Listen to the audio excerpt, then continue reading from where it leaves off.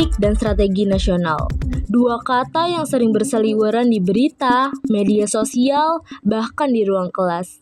Tapi, seberapa sering kita benar-benar paham apa artinya? Banyak dari kita menganggap politik itu hanya urusan elit, seperti anggota DPR, menteri, atau presiden.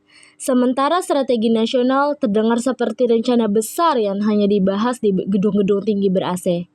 Padahal kenyataannya, dua hal ini berhubungan langsung dengan hidup kita sehari-hari. Misalnya, kenapa harga BBM naik? Kenapa kurikulum sekolah berubah? Kenapa Indonesia pindah ibu kota ke Kalimantan? Atau kenapa kita harus punya KTP digital? Semua itu ada benang merahnya dengan kebijakan politik dan strategi nasional. Politik dan strategi nasional bukan hanya urusan elit politik, tapi juga tentang kita semua. Dalam video ini kita akan bahas tuntas, mulai dari pengertian, dasar hukum, tujuan nasional, hingga tantangan dan peran kita sebagai warga negara. Dari gedung parlemen hingga desa-desa di pelosok, politik dan strategi nasional sangat berpengaruh. Tapi, apakah kita sudah benar-benar tahu artinya?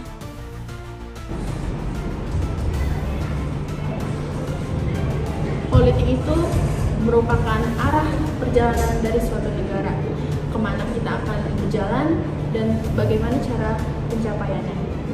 Strategi nasional itu merupakan cara dan langkah-langkahnya. Semuanya harus selaras dengan Pancasila dan Undang-Undang Dasar 1945.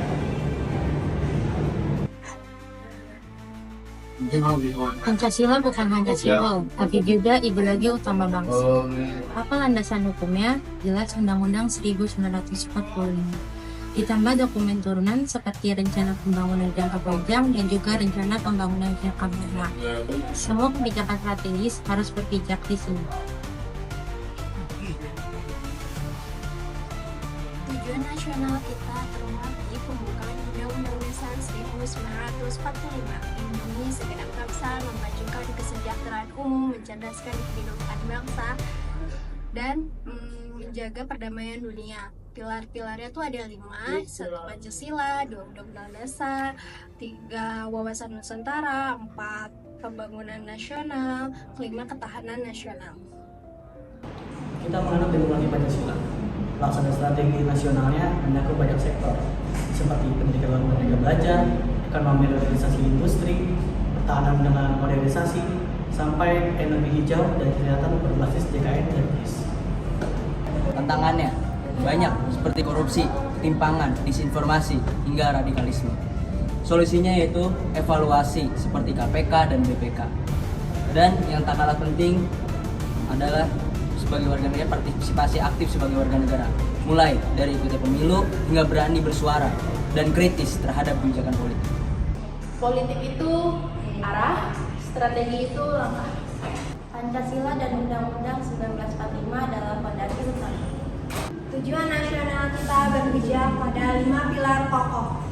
Strategi nasional nyata dalam kebijakan lintas sektor. Peran warga negara adalah kunci keberhasilan implementasi. Sekarang kita tahu, politik dan strategi nasional bukan hanya teori semata, tetapi juga teori yang dekat dengan kehidupan kita sehari-hari. Sudah waktunya kita menjadi warga negara yang aktif, cerdas, damai, dan peduli